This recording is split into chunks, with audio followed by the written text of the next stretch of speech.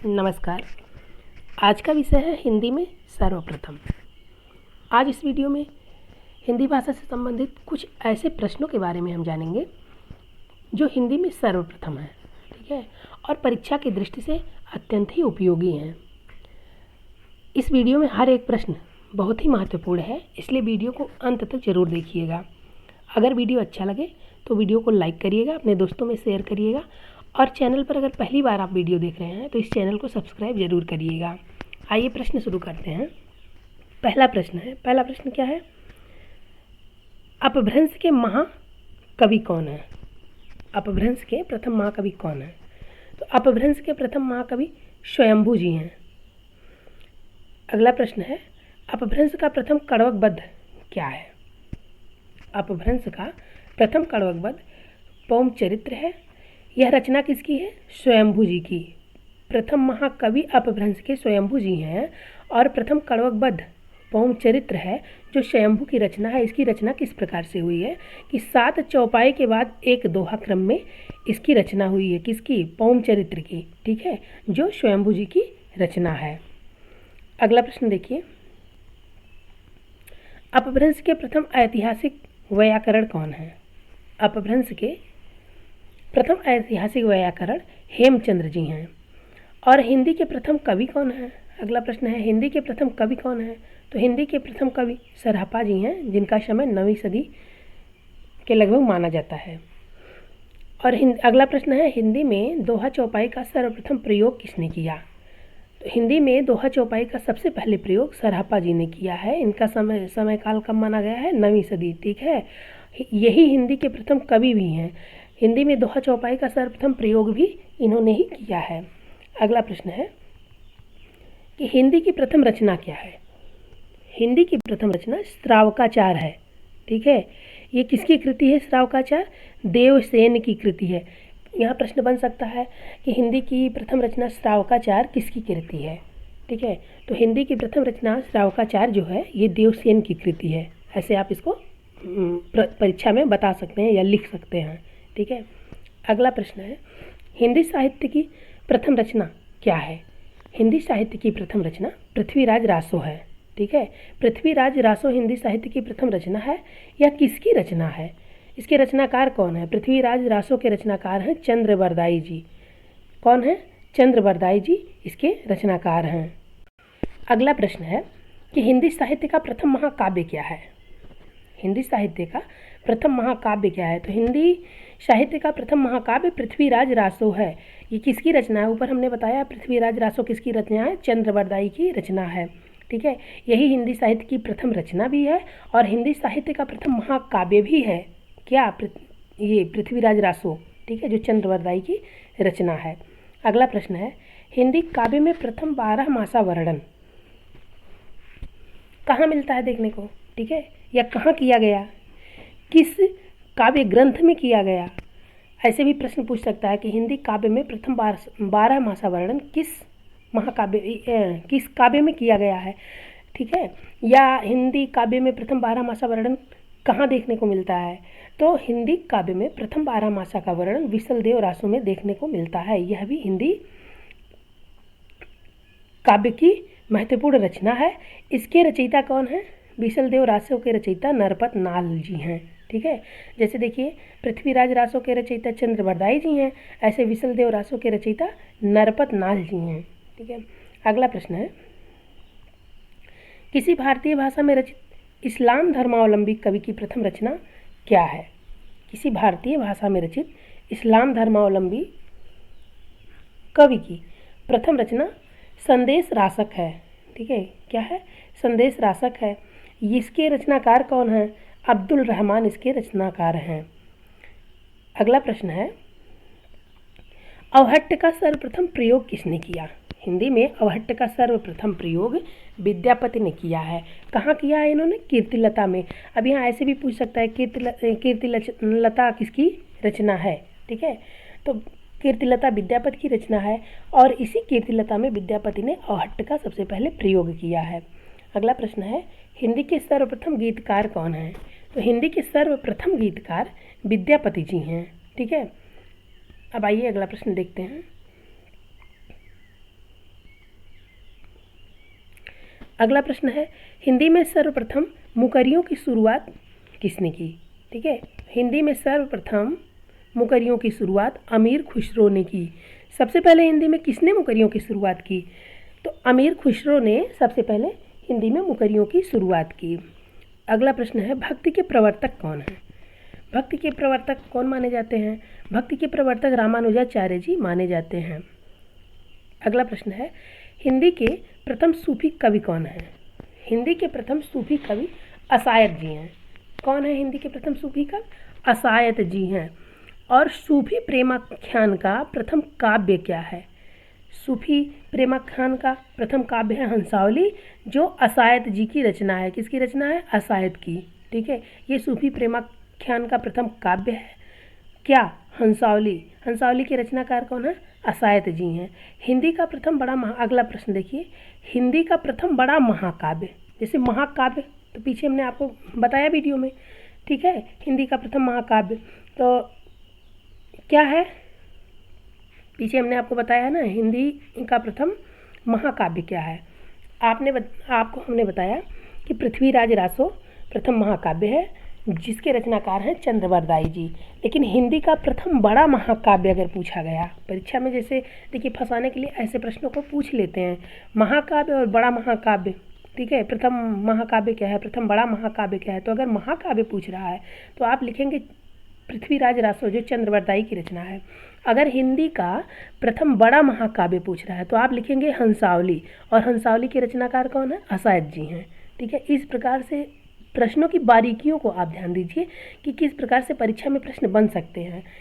यहाँ जितने प्रश्न हमने संकलित किए हैं, एक एक प्रश्नों पर कम से कम 4-4, 5-5 प्रश्नों की व्याख्या हम कर रहे हैं कि किस प्रकार से और प्रश्न बन सकते हैं। तो पूरे वीडियो में 100 प्रश्न हैं, लेकिन आप मान के चलिए कि 400 से 500 तक प्रश्न हम इस वीडियो में आपको समझा रहे हैं, इसलिए सभी प्रश्न महत्वपूर्ण हैं। ठीक है, और इसीलिए हम बार बार कह रहे हैं कि वीडियो को आप अंत तक जरूर देखिएगा। अगला प्रश्न है, हिंदी का प्रथम वक्रोक्ति क्या है? वक्रोक्ति कथात्मक महाकाव्य क्या है?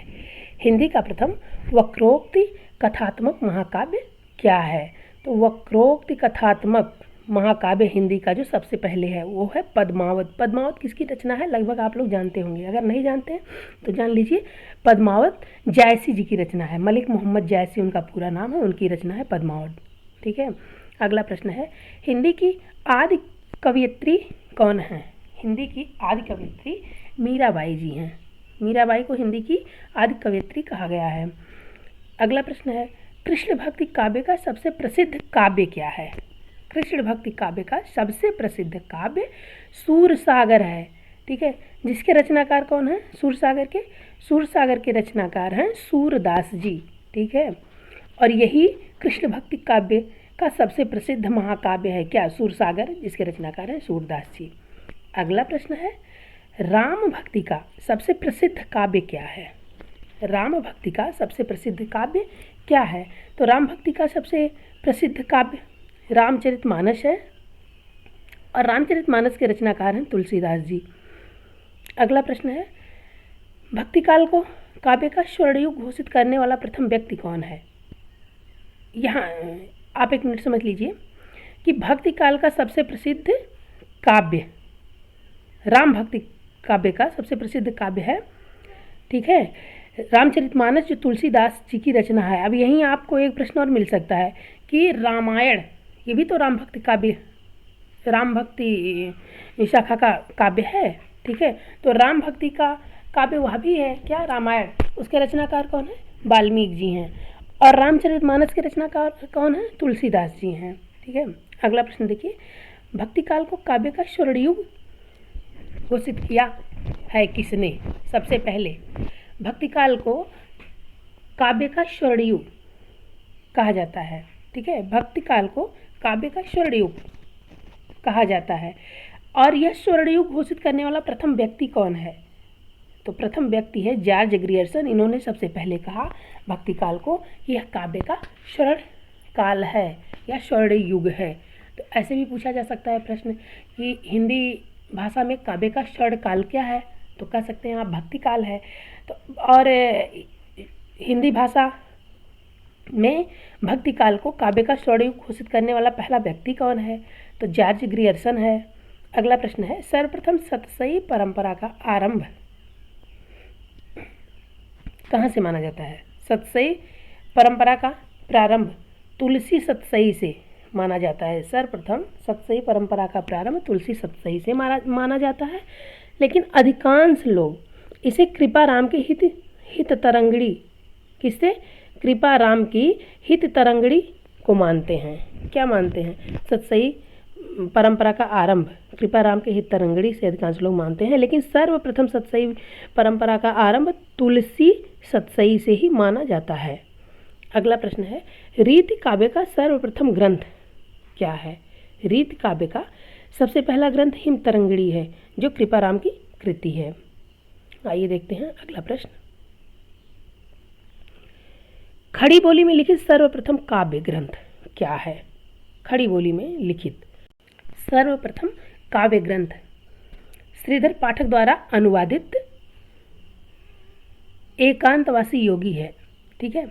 अगला प्रश्न है, खड़ी बोली के प्रथम स्वच्छंदतावादी कवि कौन है? प्रथम स्वच्छंदतावादी कवि खड़ी बोली के श्रीधर पाठक जी हैं। अगला प्रश्न है, खड़ी बोली का प्रथम महाकाव्य क्या है? खड़ी बोली का प्रथम महाकाव्य प्रिय प्रवास है। हिंदी खड़ी बोली का प्रथम महाकाव्य क्या है? तो हिंदी खड़ी बोली का प्रथम महाकाव्य प्रिय प्रवास है, जो किसकी कृति है? हरिऔध की। इनका पूरा नाम क्या है? हरिऔध जी का पूरा नाम ऐसे भी पूछ सकता है, हरिऔध जी का पूरा नाम क्या है? तो अयोध्या सिंह उपाध्याय हरिऔध इनका पूरा नाम है, और इन्हीं की कृति जो है प्रिय प्रवास, वही हिंदी खड़ी बोली का प्रथम महाकाव्य है।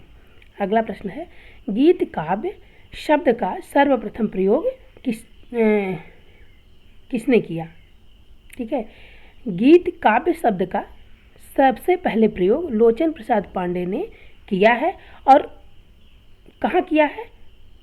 कुसुमन माला की भूमिका में। ठीक है, लोचन प्रसाद पांडे ने कुसुमन माला की भूमिका में गीत काव्य शब्द का सबसे पहले प्रयोग किया है।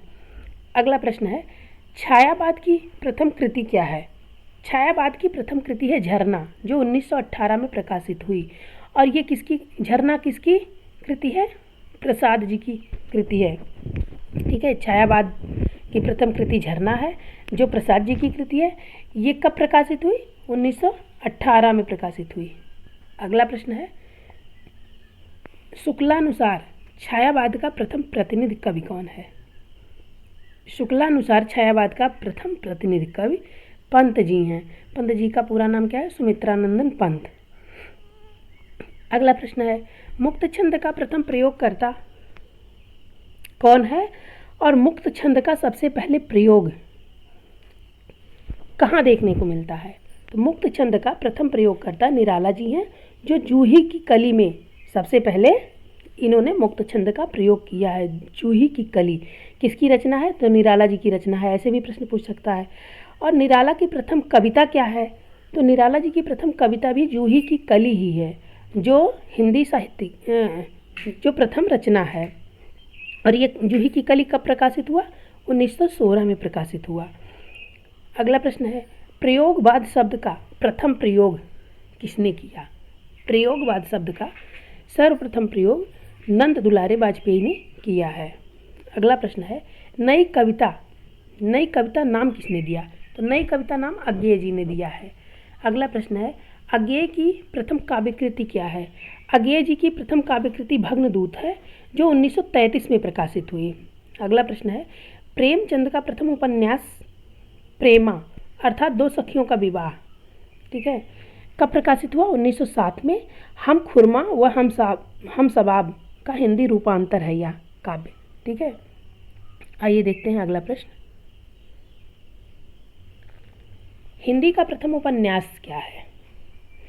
हिंदी का प्रथम उपन्यास परीक्षा गुरु है। यह उपन्यास किसकी कृति है? परीक्षा गुरु श्रीनिवास दास की कृति है, जो हिंदी का प्रथम उपन्यास है। अगला प्रश्न है, प्रेमचंद का मूल रूप से हिंदी में लिखित प्रथम उपन्यास क्या है और ये कब प्रकाशित हुआ? ऐसे भी पूछा जा सकता है कि प्रेमचंद जी का मूल रूप से हिंदी में लिखित पहला उपन्यास कब प्रकाशित हुआ। तो पहला उपन्यास इनका है कायाकल्प, और यह 1926 में प्रकाशित हुआ। किसका? प्रेमचंद जी का। अगला प्रश्न है जैनेंद्र का प्रथम उपन्यास क्या है? जैनेंद्र जी का प्रथम उपन्यास है परख, और यह कब प्रकाशित हुआ? 1929 में प्रकाशित हुआ। अगला प्रश्न है इलाचंद जोशी का प्रथम उपन्यास क्या है? इलाचंद जोशी का प्रथम उपन्यास है घृणामयी, यह 1929 में प्रकाशित हुआ।